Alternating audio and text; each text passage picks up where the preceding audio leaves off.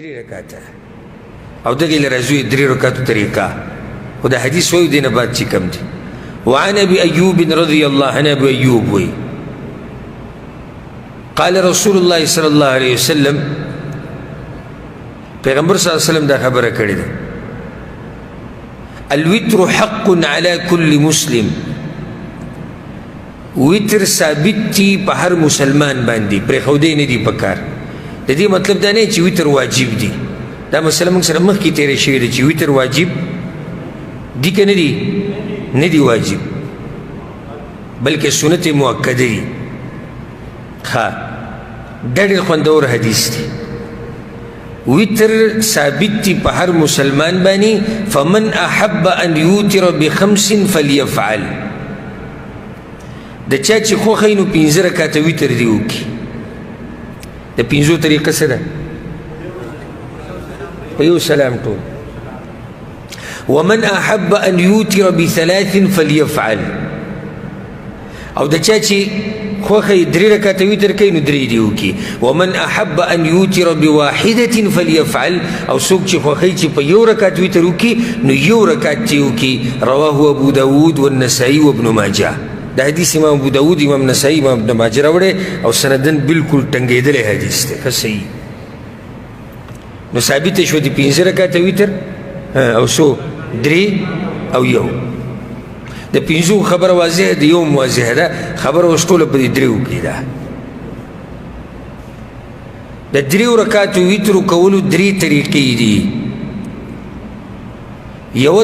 یو طریقه کمزوري ده او دوا په صحیح حدیثونو کې ثابت دي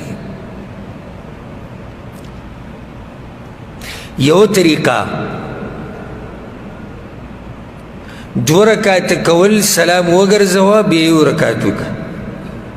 دا د پیغمبر صلی الله علیه وسلم نه ثابت دی که په صحیح سند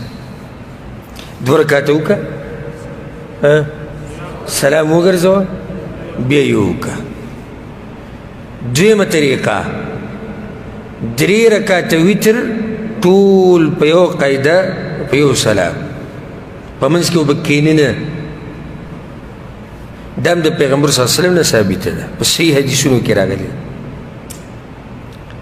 درېیمه طریقه 3 رکعاته وتر داسې لکه د ماښام د مانځه په شان 2 رکعات وکړي بیا لنډه قاعده وکړي او بیا 3 رکعات ته پاسي نو دا طریقه مرجوحه ده راجحه نه ده ضروره نه ده ولې په صحیح حدیثونو کې امام حاکم راوړی امام بیهقي راوړی امام دارقطني راوړی پیغمبر صلی الله علیه وسلم وایي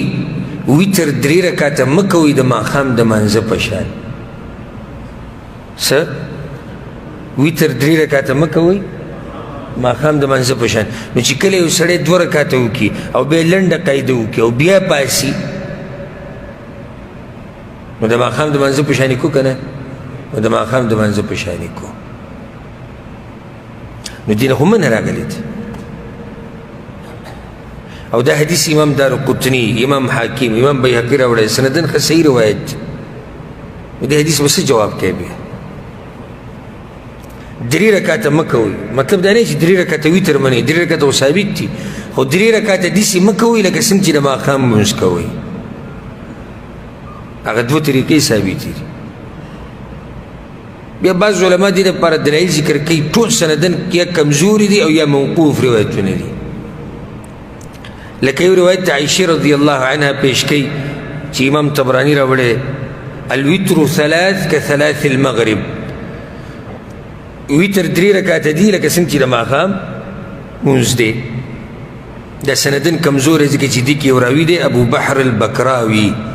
هغه د لاسه سند کمزوری یو روایت عبدالله ابن مسعود دی الوتر 3 كوتر النهار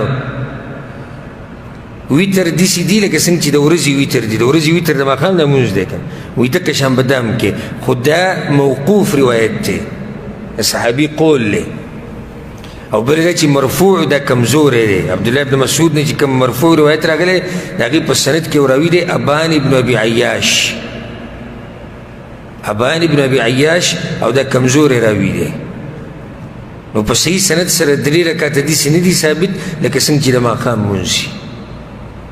درې رکعتو کولو دوه طریقې دي صحیح حدیثونو کې کمه درېونه په یو سلام کول او دوه جدا یو جدا.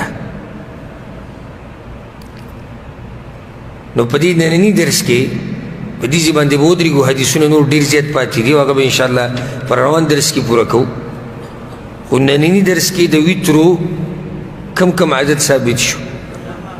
1 3 5 7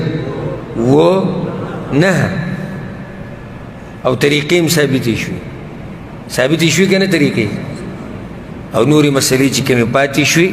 چې هغه د ویترو سره تعلق ساتي هغه به انشاءالله پر روان درس کې بیانو. الله دې موږ پوه کړي په قرآن او حدیث باندې. هذا والله أعلم وصلى الله وسلم على نبينا محمد وعلى آله وصحبه أجمعين.